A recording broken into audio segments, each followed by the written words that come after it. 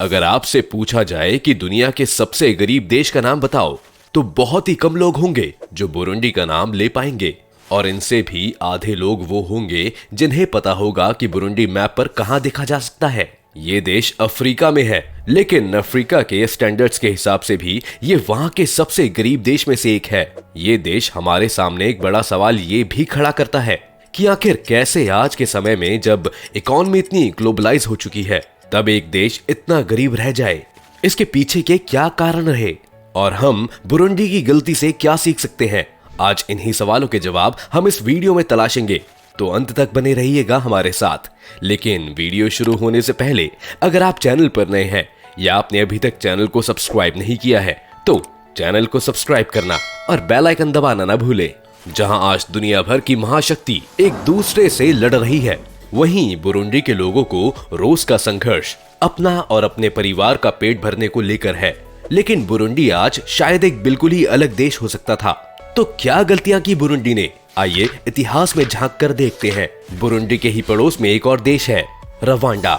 ये दोनों ही देश कभी भारत और पाकिस्तान की तरह एक हुआ करते थे, लेकिन यहाँ पर बेल्जियम शासन करता था। बेल्जियम ने अपना शासन कायम रखने के लिए यहाँ पर डिवाइड एंड रूल की पॉलिसी इम्प्लाई की और यहाँ के हेतु और तुत्सी समुदाय के बीच में भेद डाल दिया। हुतू और तुत्सी एक ही जैसे लोग थे, लेकिन बेल्जियम ने जानबूझकर उनके बीच में फूट डाली और इस खाई को और गहरा करने के लिए उन्होंने तुत्सी समुदाय के लोगों को अच्छी नौकरियां और पदों पर रखा, जबकि वो वहां पर एक माइनॉरिटी थे जो मेजॉरिटी पॉपुलेशन थी, यानी हुतू समुदाय की उन्हें सबसे बेसिक और खराब नौकरियां दी गई। 1962 में जब ये इलाका आजाद हुआ तो दो देशों में बट गया, रवांडा और बुरुंडी।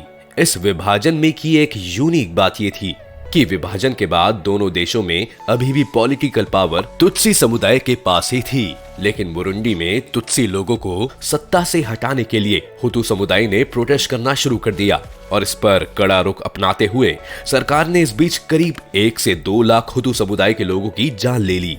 वहीं दूसरी ओर रवांडा में हालात उल्टे थे।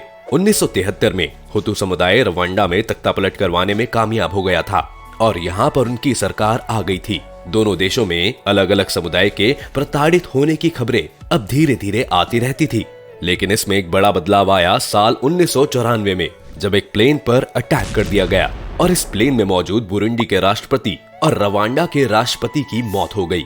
रवांडा में इसे तुत्सी समुदाय की एक चाल माना गया था और बुरुंडी में इसे हुतू समुदाय की हरकत के तौर पर देखा गया और इसलिए इन दोनों देशों के अंदर एक गृह युद्ध छिड़ गया। रवांडा में उस वक्त जो हो रहा था वो लगातार मीडिया में छपने लगा।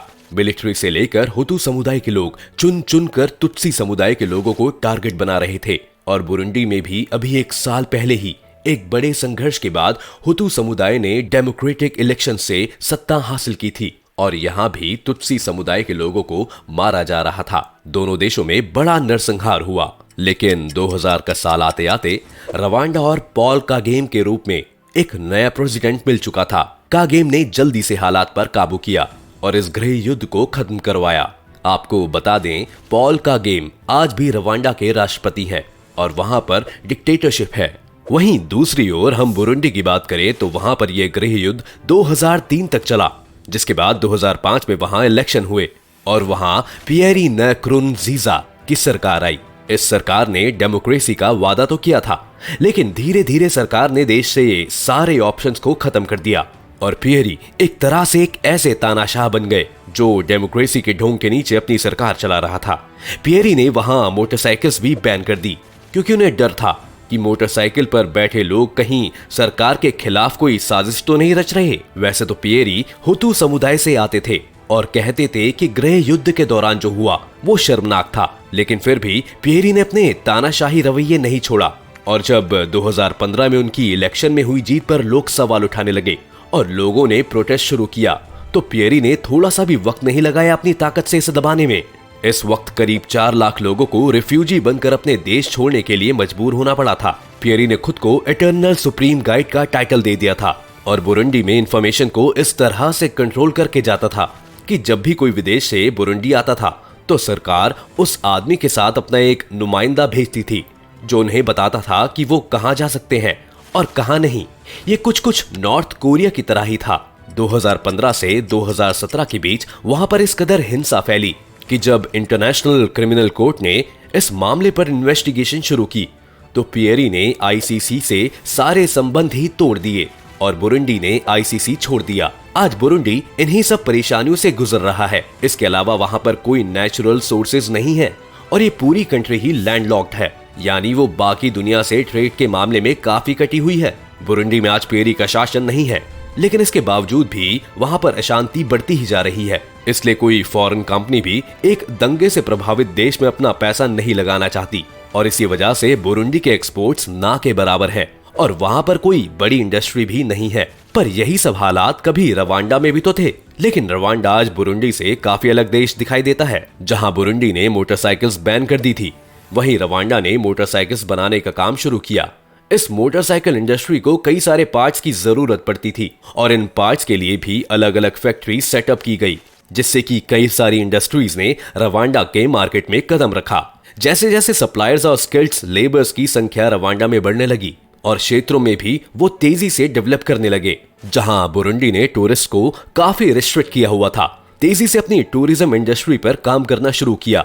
इसके साथ साथ उन्होंने अपने देश में सुरक्षा पर भी ध्यान दिया। अगर आंकड़ों की बात की जाए तो ट्रेड और फाइनेंशियल सर्विसेज डेवलप करने में रवांडा अफ्रीका का सबसे फेवरेबल नेशन माना गया है। इसके अलावा यहाँ पर बिजनेस सेटअप करना स्पेन और जापान जैसे देशों से भी ज्यादा आसान है। रवांडा इस वक्त प्रॉपर्टी रजिस्ट्रेशन प्रोटेक्शन के मामले में इस वक्त दुनिया में दूसरे नंबर पर है और लोन देने के मामले में तीसरे नंबर पर। रवांडा और बुरुंडी एक ही साथ आजाद हुए थे, लेकिन आज रवांडा की जीडीपी बुरुंडी की जीडीपी से 4 गुना ज्यादा बड़ी है, जो दिखाती है कि सिर्फ डेमोक्रेसी ही विकास का अकेला मार्ग है। डेमोक्रेसी या डिक्टेटरशिप से ज्यादा जरूरी है आपके लीडर और उनका विजन। धीरे धीरे बुरुंडी के लोग भी रवांडा को देखकर अब इन बातों को समझने लगे हैं और हो सकता है आने वाले समय में ये देश भी अपने पैरों पर खड़ा हो पाए। आपको क्या लगता है, क्या बुरुंडी इस तेजी से बदलते हुए समय में अडेप्ट कर पाएगा या फिर फेल्ड स्टेट बनकर ही रह जाएगा? अपनी राय हमें कमेंट सेक्शन में जरूर लिखें। उम्मीद है ये वीडियो देखकर आपको काफी कुछ जानने को मिला होगा। अगर आपको ये वीडियो पसंद आया हो तो वीडियो को लाइक करें और अगर आप चैनल पर नए हैं या आपने अभी तक चैनल को सब्सक्राइब नहीं किया है तो चैनल को सब्सक्राइब करना और बेल आइकन दबाना ना भूलें।